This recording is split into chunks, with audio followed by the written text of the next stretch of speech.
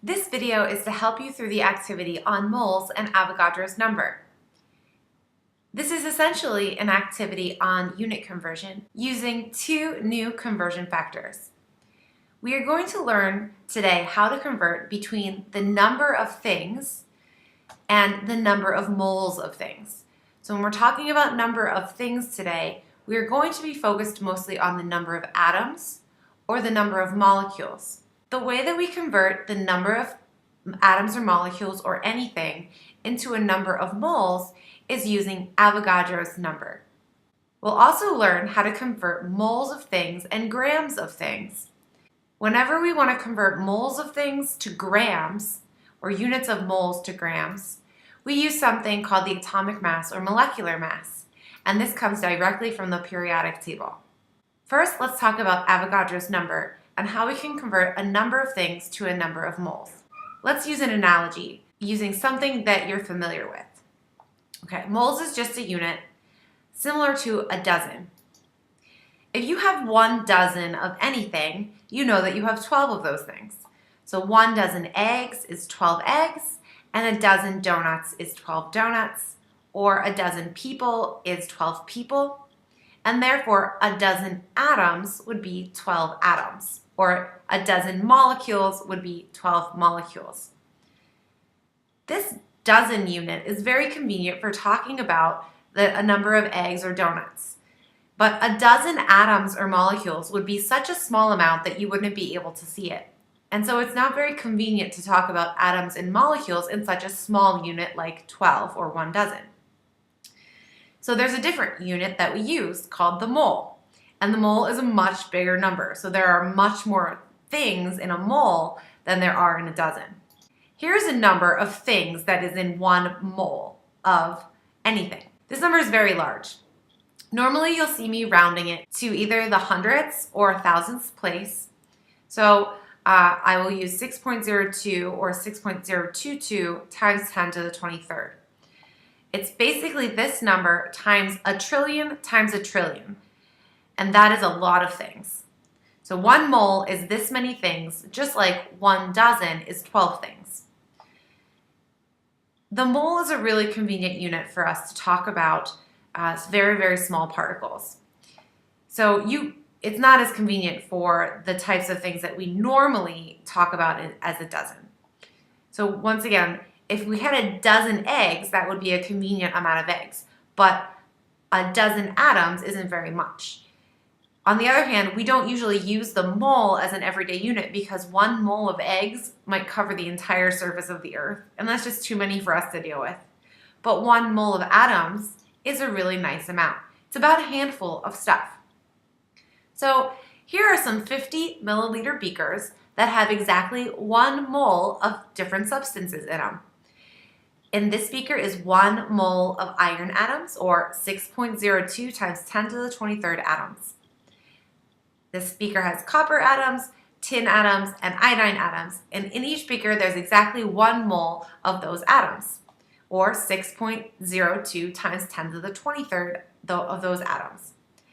This number that I've highlighted in pink is called Avogadro's number. You can think of it as atoms per mole, or anything per mole. So you could have this many donuts per mole of donuts. Avagadro's number is named after the man who determined the number. And he used the periodic table to help him come up with this number. Once again, Avogadro's number is useful for converting between number of things and moles of things. I'm going to move forward now and talk about how to convert moles of things to grams. And I'm also going to talk about how Avogadro came up with this number. When Avagadro decided to come up with the mole unit, he saw this periodic table and he knew what the periodic table looked like, and the average atomic masses of all of the elements, or most of the elements, had already been determined. So he knew that the average atomic mass of carbon isotopes was 12.01 atomic mass units. And he knew that hydrogen was essentially 1/12 of carbon. So what he did was he took exactly 12.01 grams of carbon atoms and he figured out how many atoms were in that much. So he weighed out 12.01 grams of carbon, and he figured out how many atoms were in that amount. And that amount ended up being exactly 6.02 times 10 to the 23rd atoms of carbon. So that's where this number came from. Avogadro weighed out 12 grams of carbon and determined that this many atoms were in 12 grams of carbon, and then decided that this would be a unit, a convenient unit to use. And it is convenient because if this many grams is 1 mole of carbon, then this many grams ends up being 1 mole of hydrogen. So you can read the grams in each mole of an element directly from the periodic table. So 12.01 grams of carbon is equal to 1 mole, or 1 mole of carbon is 12.1 grams of carbon. Likewise, 1 mole of hydrogen atoms is about 1.01 grams of hydrogen atoms, and 16 grams of oxygen atoms is 1 mole of oxygen atoms. Anytime you need to convert between moles of things and grams of things, you're not going to use Avogadro's number. You're going to use the numbers right off the periodic table. The atomic mass in grams per mole is read directly off the periodic table. This works really well for atoms, but what if you're talking about molecules?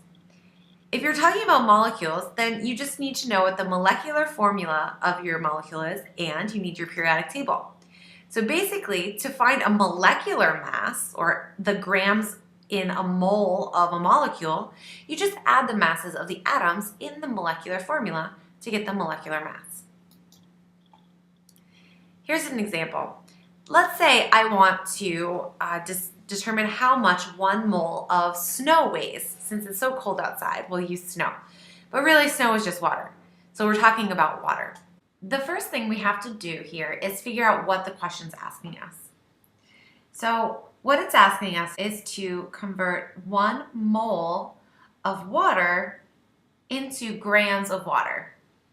Remember, anytime you need to convert moles of things to grams of things, you use the atomic or molecular mass from the periodic table.